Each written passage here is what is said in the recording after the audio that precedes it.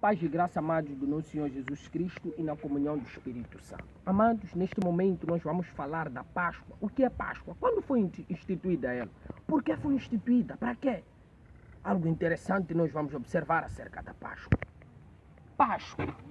Páscoa ou passagem em hebraico é uma coisa que aconteceu lá em Êxodo 12 que Deus instituiu. Uma coisa que Deus já havia dito a Abraão no capítulo 15 de Gênesis, no versículo 13, que diz que a tua descendência, o teu povo, ficará por 400 anos em terra alheia como escravo.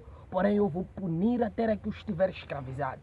Então, após esse tempo todo, no capítulo 3 de Êxodo, Deus leva a Moisés em Midian, na terra do seu sogro, lá já estava casado Moisés. Então Moisés volta para o Egito, resgata o povo. Deus no capítulo 7 endurece o coração do faraó. No capítulo 12 o povo sai, mas depois de muitas pragas.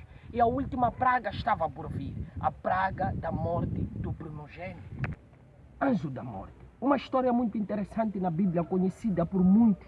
Um capítulo muito interessante. A última praga que Deus joga no Egito. Todo primogênito ia morrer. Todo aquele que o sangue que da Páscoa era colocado nos umbrais da porta, não colocasse em sua porta, todo primogênito ia morrer. É aí onde começa a história da Páscoa. Deus, no capítulo 12 de Êxodo, institui a Páscoa. Diz a Arão e a Moisés: todas as famílias do meu povo comerão, levarão um cordeiro, um novilho, ou seja, um cabrito. Matarão e levarão do seu sangue e colocarão nos umbrais da sua porta, mas não somente. Mas no versículo 9 a Bíblia ainda diz que tudo dele comerão, não sobrará nada, nem seja as suas entranhas, as suas tripas, comerão tudo, porém não é água. Não, mas tudo tinha que ser assado. Isso é interessante. Por que assado? Assado. Todas as suas fisuras e tudo que nela havia, as suas pernas também deviam comer. Isso era interessante. Por que as suas fisuras deviam ser assadas e tudo? E também algo interessante é que deviam comer com ervas amargas. As ervas amargas simbolizavam os 430 anos que eles ficaram escravos na terra do Egito. Então, cada família, no versículo 5 do capítulo 12 de Êxodo, nós encontramos uma coisa interessante.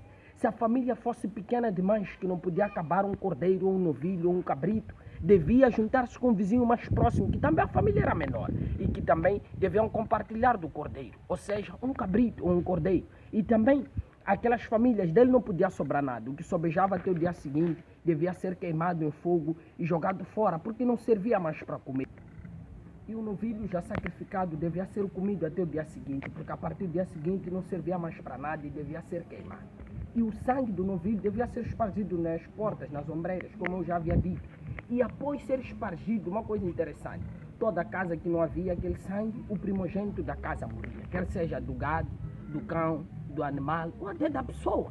Então, assim foi a primeira Páscoa. E Páscoa significa translação ou libertação. O povo assim é liberto do Egito, conforme já Deus já havia dito a Abraão em Gênesis 15. Assim é a primeira Páscoa. Porém, nós encontramos uma Páscoa ainda muito mais interessante no Novo Testamento. Nosso Senhor Jesus Cristo, que é anunciado pelo João Batista no capítulo 3 de Mateus, dizendo que após mim vem aquele que é maior do que eu, porque foi antes de mim, quando nós encontramos na versão de João. E no capítulo 1, versículo 29 de João, o mesmo João Batista ainda diz, quando vê Jesus: eis o Cordeiro de Deus que tira o pecado do mundo. Então, assim realiza-se a segunda Páscoa especial. Então, essa é a Páscoa do nosso Senhor Jesus Cristo com os apóstolos. Capítulo 26 de Mateus ou no capítulo 22 de Lucas, as versões que eu mais gosto. Então, nós encontramos que Jesus Cristo dá a Páscoa aos seus apóstolos. E assim é realizada a Páscoa do Senhor. Então, a Páscoa do Senhor, nosso Salvador Jesus Cristo, aí acontece com todos os 12 apóstolos, juntamente com o traidor Judas Iscariote. Então, na versão de Lucas, no capítulo 22, eles tomam a ceia. No capítulo 20, ele diz que este é o símbolo do meu sangue, que é derramado pelos vossos pecados. Porém, no versículo 21, ele diz que, porém, o que me traz está comigo à mesa, referindo de Judas Iscariotes, todos nós sabemos, porque Judas o havia de trair por 30 moedas de prata. Então, há uma seita que tem surgido ultimamente de que os que estão em pecados não podem tomar a ceia. Não. Porém, os que estão em pecados, conforme disse Paulo na primeira carta aos Coríntios, no capítulo 11, todo aquele que está em pecado, todo aquele que vai tomar a ceia, examine-se primeiro a si mesmo, depois toma a ceia do Senhor. E assim foi realizada a ceia com o nosso Senhor Jesus Cristo, conforme Salmos 41, versículo 9, que aquele que era meu melhor amigo, que comia comigo, levantou consigo para parar comigo o seu calcanhar. O mês de abril é um mês interessante tanto para nós, tanto para os israelitas, porque a Páscoa, tanto os israelitas, tanto nós comemoramos neste mês. Por exemplo, os israelitas, dia 5 de abril, eles têm como primeiro dia do ano, porque Deus havia indicado lá em Êxodo 12 que deste dia vocês tomarão como o vosso primeiro mês. Então os israelitas tomam esse dia como o primeiro, porém nós não. Nós comemoramos a nossa Páscoa e temos o nosso horário normal, aquele que vinha desde antes da primeira Páscoa. Então, irmãos, uma coisa interessante é que a Páscoa deve ser comemorada.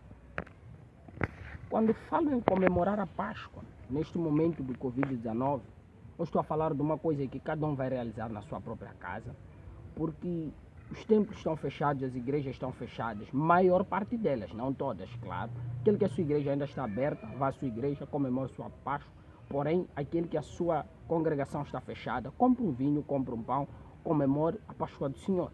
Como seria? Os israelitas comemoram a Páscoa com pão não fermentado, com ervas amargas, porém nós não. Nós comemoramos a Páscoa com vinho. Quando eu falo de vinho, não estou a falar em bebida fermentada, mas eu falo do fruto da vida. O que é fruto da vida? É todo o suco que sai da uva, não fermentado, assim o Senhor nos disse. Porque não devemos nos embriagar com vinho, mas antes ser cheios do Espírito Santo. Então, comamos do pão e tomamos do vinho e anunciemos a vinda do Senhor Jesus Cristo. Assim faremos até que Ele volte. Então, irmãos, assim deve ser a Páscoa do Senhor.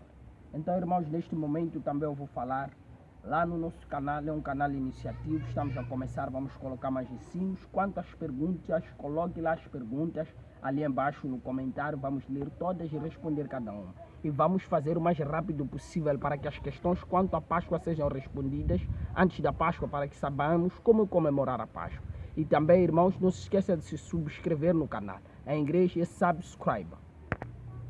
Subscreva-se, toque o joinha, toque o sininho para que mais vídeos sejam recebidos e também para que os outros possam receber os vídeos.